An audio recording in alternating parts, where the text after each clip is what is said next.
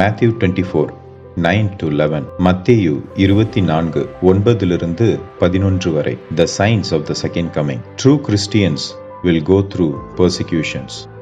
Then you will be handed over to be persecuted and put to death, and you will be hated by all nations because of me. At that time many will fall away from their sin and will betray and hate each other, and many false prophets will appear and deceive many people. So what can we learn from this?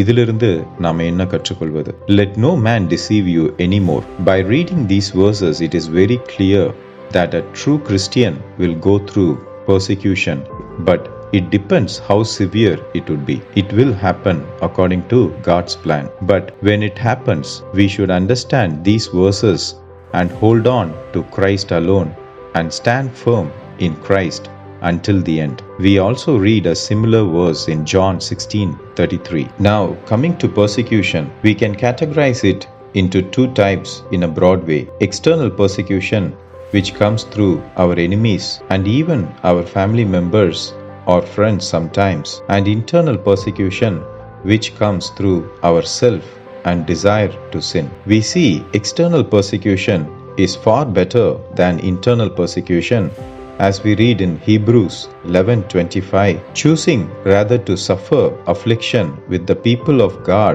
than to enjoy the pleasures of sin for a season. So we should understand being oppressed by enemies for Christ's sake and dying is better than being oppressed by sin and living a sinful life. So external persecution is better than internal persecution. Also remember, when we try to understand about persecution, it is not talking about everyone who is going to suffer in this world for their own problems, but this is talking about being persecuted for Christ's sake, because if we live for Jesus and according to his words, we will surely go through persecution. So அப்படியாக உங்களை யாரும் வஞ்சிக்காத விதம் பார்த்து கொள்ளுங்கள். நாம இங்க படிக்கிறோம், ரொம்ப கிளியராக இங்க ஆண்டவர் கொடுத்திருக்கிறாரு, உண்மையான கிறிஸ்தவன் உபத்திரவத்துல போவான் என்று பார்க்கிறோம். ஸோ அது எப்படி நடக்க போகிறது என்பது அவருடைய கையில தான் இருக்கிறது. அப்படியாக நாம இதை உணரணும். நாம கர்த்தருக்காக வாழும் பொழுது நாம பெர்சிக்யூஷன்ல போவோம். அப்படியாக நம்ம போகும் பொழுது கிறிஸ்துவை நாம பற்றி கொள்பவர்களாக நம்ம இருக்கணும்னு சொல்லிட்டு நம்ம இங்க பாக்குறோம். யோவான் 16:33 இதை குறித்து நம்ம படிக்க கூடும். ஸோ பெர்சிக்யூஷனை நம்ம ரெண்டு வகையாக நம்ம பிரிக்கலாம். ஒன்னு வெளிப்படையாக எக்ஸ்டர்னல் பெர்சிக்யூஷன், இன்னொன்று உள்ளிருக்கக்கூடிய பெர்சிக்யூஷன், இன்டர்னல். ஸோ அப்படியாக வெளிப்படையான ஒரு பெர்சிக்யூஷன் தான் நம்ம பார்க்கக்கூடியது. அதாவது நம்ம எனிமீஸ் மூலமாகவோ நிறைய நேரங்கள்ல நம்ம கர்த்தருக்காக வாழும் பொழுது நம்மளுடைய குடும்பத்திலேயே அந்த பெர்சிக்யூஷன்ஸ் வரக்கூடியதை நம்ம பார்க்கலாம். நம்மளுடைய நண்பர்கள் மூலமாக அந்த உபத்திரம் வரும். ஸோ அப்படியாக இது எக்ஸ்டர்னல் பெர்சிக்யூஷன்ஸ். ஸோ இன்டர்னல் பெர்சிக்யூஷன் நம்மளுடைய சுயமானது நம்மளுக்கு அகெயின்ஸ்டாக வேலை செய்யும் பொழுது அது உள்ளிருந்து வரக்கூடிய ஒரு உபத்திரவமாக இருக்கிறது.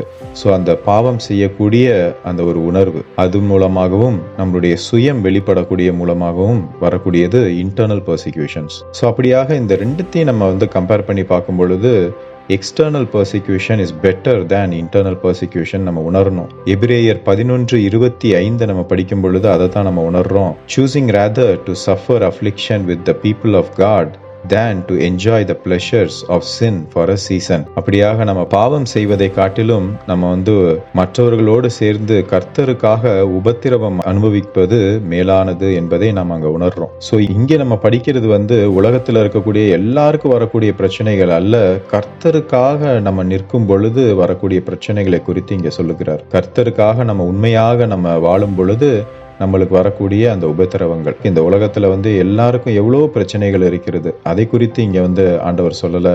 கர்த்தருக்காக நம்ம எப்ப வாழ ஆரம்பிக்கிறோமோ, அவருடைய வார்த்தைக்காக நம்ம எப்ப நம்ம நிக்கிறோமோ, அப்பொழுது இந்த உலகமானது நம்மளை எதிர்க்கும்.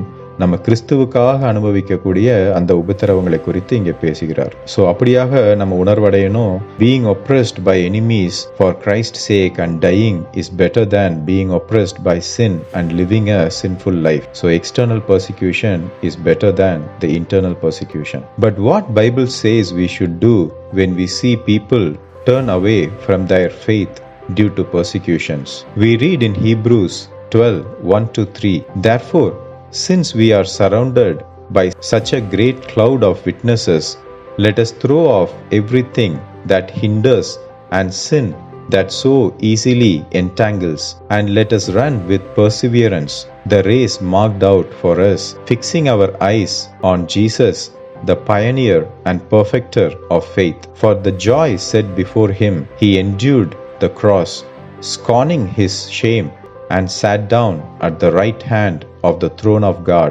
Consider him who endures such opposition from sinners, so that you will not grow weary and lose heart. So we should understand that if we fix our eyes on man or tradition or our own self, we will surely fall from our faith when persecution comes.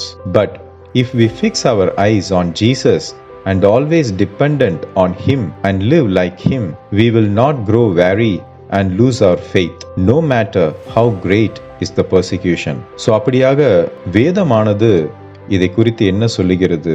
மற்றவர்கள் persecution வரப்ப அவர்கள் தங்களுடைய விசுவாசத்திலிருந்து விழும் பொழுது நாம என்ன பண்ணணும் அப்படின்னு சொல்லிட்டு எபிரேயர் 12:1-3 வரைக்கும் வாசித்து பார்த்தீர்களானால் அங்க ரொம்ப அழகாக ஆண்டவர் சொல்லுகிறார். ஸோ அப்படியாக நம்ம உணர வேண்டியது என்னன்னா, எப்பொழுதெல்லாம் நம்ம மனுஷனையோ ஒரு ட்ரெடிஷனையோ நம்மளுடைய சுயத்தையோ நம்ம சார்ந்திருக்கிறோமோ அப்பொழுது நம்மளுடைய விசுவாசத்திலிருந்து விழக்கூடும் இந்த மாதிரி பெர்சிக்யூஷன்ஸ் வரப்ப. ஆனா எப்பொழுது நம்ம இயேசுவையே நம்ம நாடி இருக்கிறோமோ, அவருடைய வார்த்தையையும் அவரையே சார்ந்து இருக்கிறோமோ, அப்பொழுது நம்ம இந்த மாதிரி பெர்சிக்யூஷன்ஸ் வரப்ப கூட நம்மளுடைய விசுவாசத்திலிருந்து விழாமல் அவர் நம்மளை காத்து கொள்ள வல்லவராக இருக்கிறார். ஸோ அப்படியாக நம்ம உணர்வடையணும். For all of us who are reading Matthew 24 and hearing about the tribulation, Jesus says, this is a great sign for his second coming. So don't be afraid. Hold firmly to your faith in Christ